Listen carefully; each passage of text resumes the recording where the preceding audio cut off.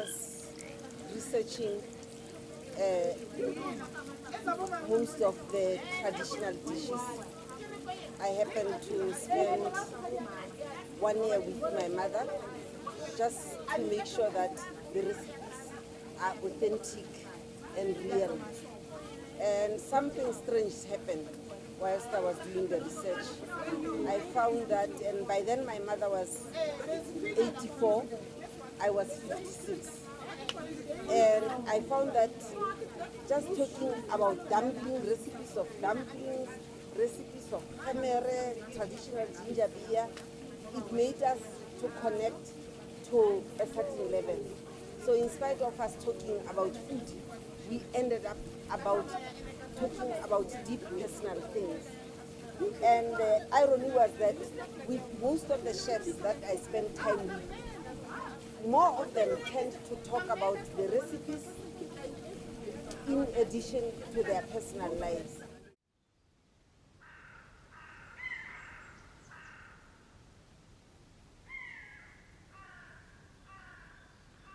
My name is Eunice. I was born in Soweto in a shanty town called Masakeng. And I came into the hospitality business 15 years ago. I'm a retired restaurant owner. I started off with a Portuguese restaurant that really taught me about the trade.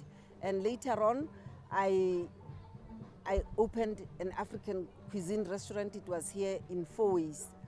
And as I was about to retire, I decided to write about African cuisine because I realized that a lot of stories told about African food is not told by Africans. And I spent 7 years researching the book, and here we are. We're going to talk about the things that I do around the book and the food.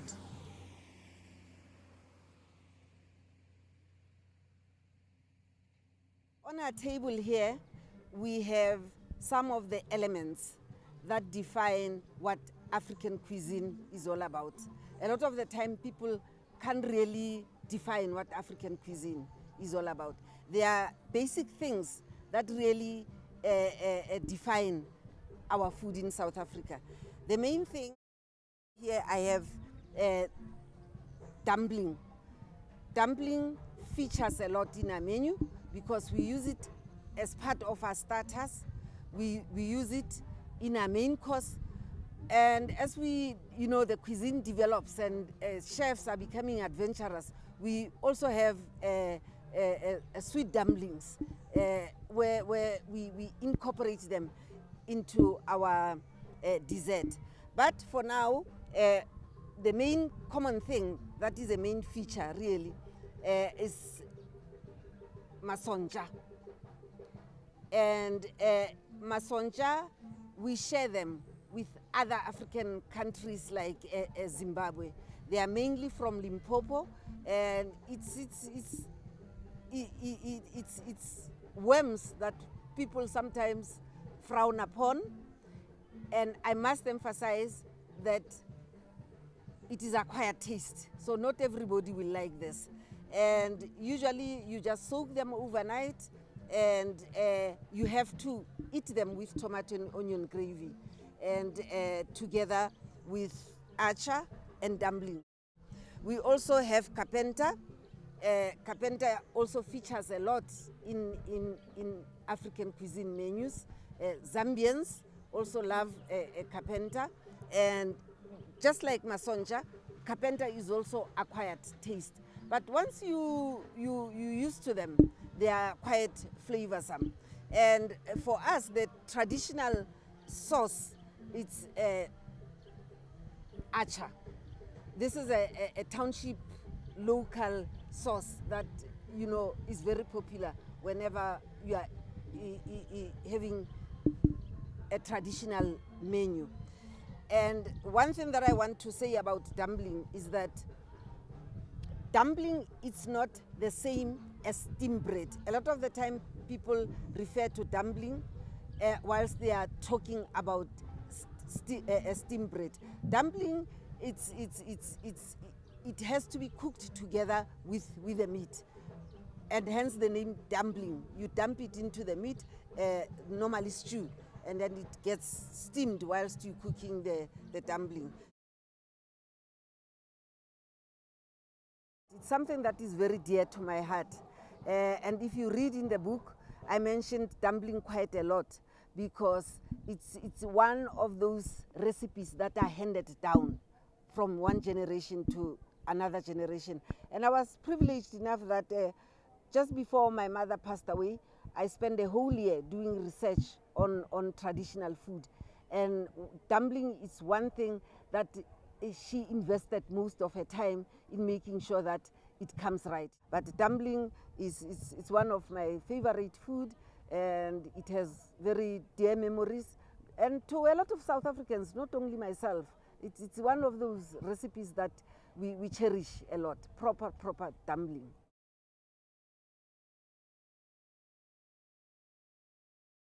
The most important thing to know about main course really is that our main ingredients in South Africa is meat.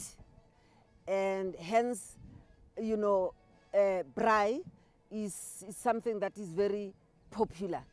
And because meat is our main ingredient, we always serve on our table red wine, and in particular Pinotage.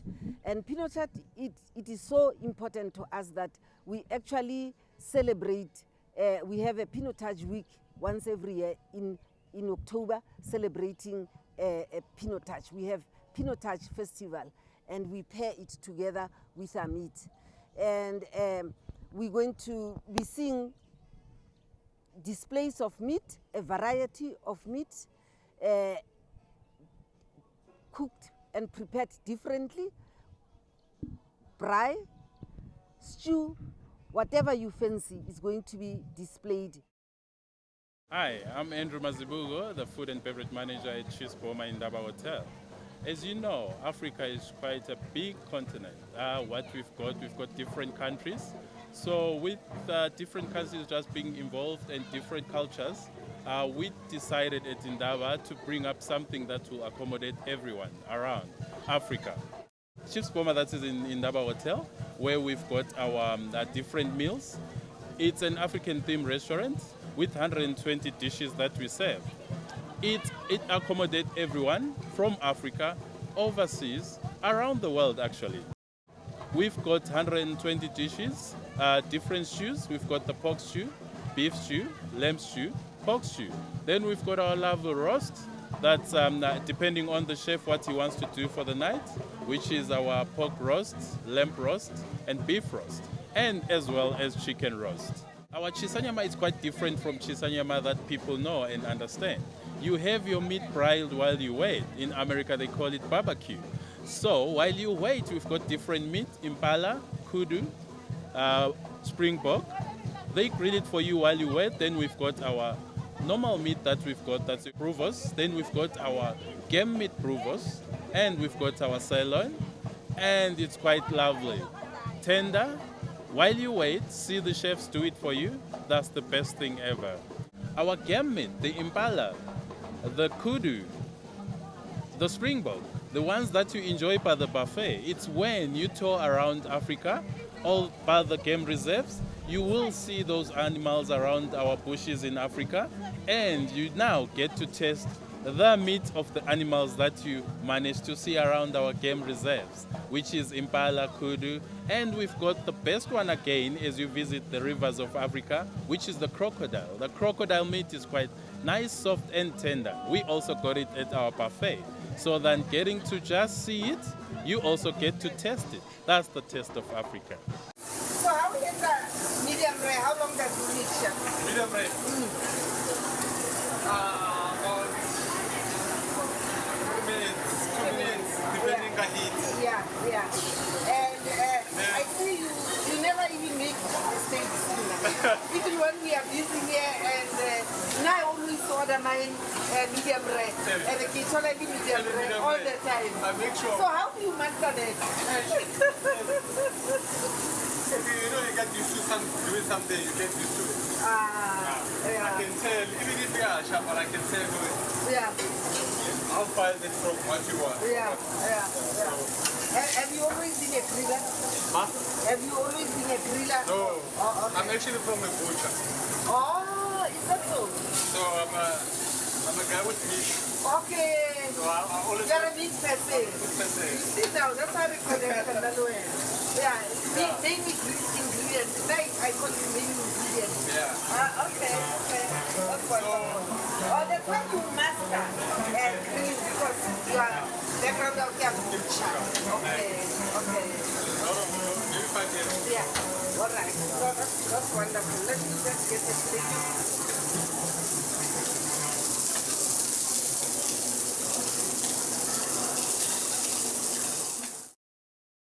Together with meat, our main vegetable is morogo. Something similar to spinach, but it's wild spinach. And with morogo, for other nations, their spinach is usually with cream. We don't use cream with morogo, but because we want to develop our cuisine as well. So what we do is to add things like potatoes to make it creamy. But traditionally, if you want to enjoy traditional morogo, it's done without spinach. And the thing that we add just to enhance the flavor is tomato and onion gravy. We've got our lovely entertainment, that's our marimba band. And we thought if we put in Mom Eunice, as I met up with Mom Eunice a year ago, I decided that will be the best thing to do while she's got all the best books that she sells that talks about Africa and that's recipes that we do for our African restaurant, which is different one. Mom Eunice has been helping us when it comes to marketing, which our guest comes and they love her books. It's a great pleasure to have Mom Eunice at Chiefs Boma, which she also represents Chiefs Boma and the cooking of Chiefs Boma. And you happen to come and visit us at Chiefs Boma, you'll grab yourself a book from Mom Eunice, and you'll have to grab also the recipes that are inside the book. And you don't have to go far, you don't have to ask our chef, because all the recipes with different kinds of meals and dishes that we do, they are also included in Mom Eunice's book.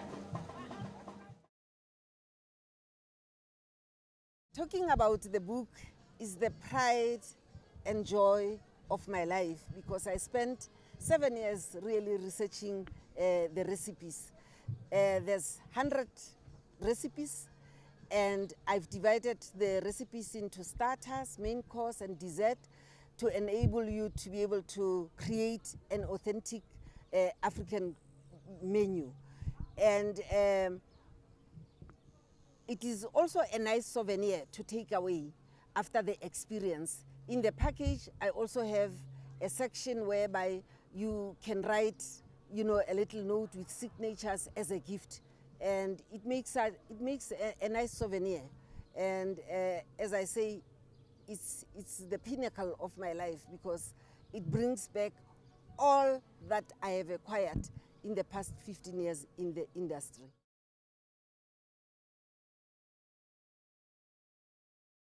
Being a natural French cuisine type of chef to more of an African fusion, that is what we're doing here at Chiefs Boma, which we're currently enjoying. And obviously my background in terms of what drives me to be as a chef was, I grew up with my grandparents. Obviously they used to love cooking the dumpling and our traditional scopo in Kimberley, we call it afal.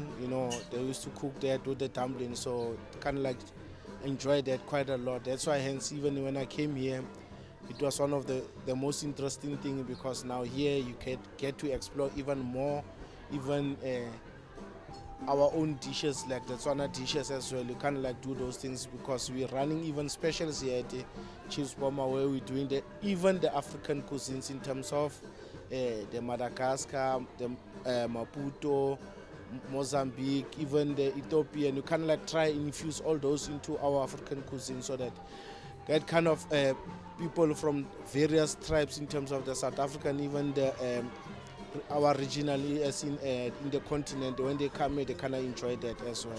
That is what pushes us and what makes us enjoy the whole thing, because even here the most thing that actually people enjoy here is what we have as the African the game meats that people can come and enjoy, especially the talk groups and all those people. So that's also the advantage of the Chiefs Boma compared to the other African cuisine restaurants. I still love our own, I don't know what people call it here in Gauteng. They say it's, what is the right word that they are using? They say it's, we call it diretlo in our own language. And there's one type of people in Dobsonville who kind of cooks it the same way that I grew up enjoying it. The importance of doing it is just that here at Chiefs Boma, it's about different, trying to infuse it because of certain health requirements in doing the tribe. So I love the tribe and I still enjoy it up until today. But now with the growing up and the experience now, the most loveliest dish that I kind of like enjoy cooking at this moment to separate from the tribe is the oxtail. The oxtail and the lerito, which we call it tshotlo. Those are the kind of meats that actually now, moving from that to now, I kind of like push that so that it's more of the dish that if I'm called in to actually prepare, I go all out to make it look different to the others. Yeah.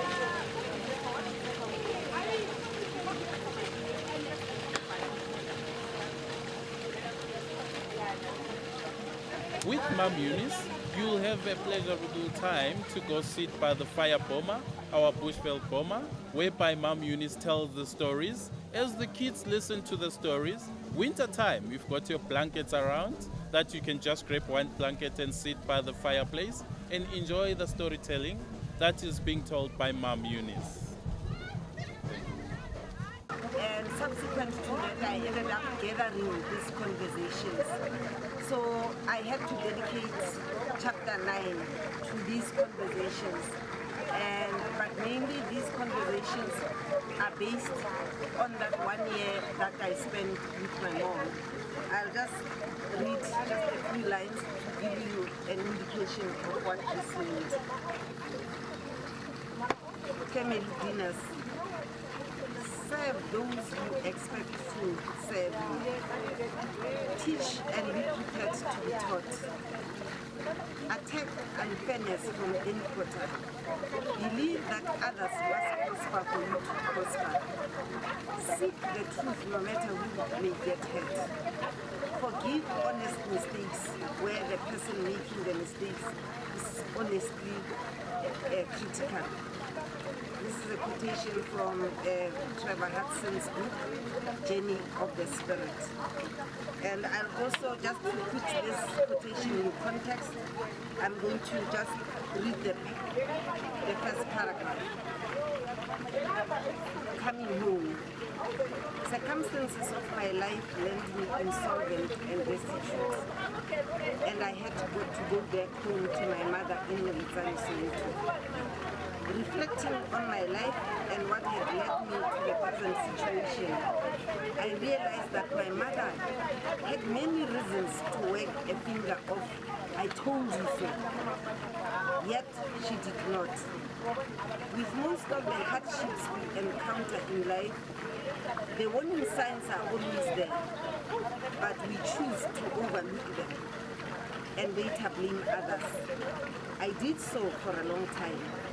When my mother and 3 other people, this at different times, cautioned me about my marriage and the decisions I was undertaking, it fell on deaf ears.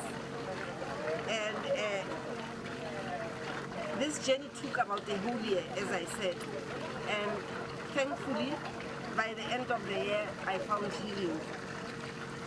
But, you know, to give meaning to this chapter and the whole journey, I wrote a poem called I Come Home. I come home. I come home broken and wounded. I come home, my soul bruised, black and blue. I come home, you mend the pieces. Trim the edges with old fragile hands. Tenderly, you straighten up the pieces. I come home in fingers not wagging, I told you so. I come home to the soothing of my soul. I come home to the dressing of my shattered spirit. I come home to retrieve my stolen voice. A voice stolen by deceit. A silent voice. I come home to my fullness as a woman. I come home to the choices of years gone by.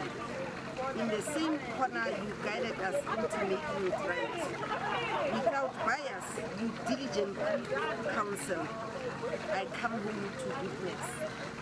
And this poem summarizes what the book is all about. This book was meant for me to write recipes and capture South African culinary heritage. But through exploring those recipes, I got healing through food. And it reinforces what we all know, that food heals us. And for me, I got a surprise. Through a recipe book, I found healing, and I am restored. So I just want to encourage families to eat together to celebrate local heritage, particularly food and local food culture. And in the end, just like me, you might be fortunate to find healing.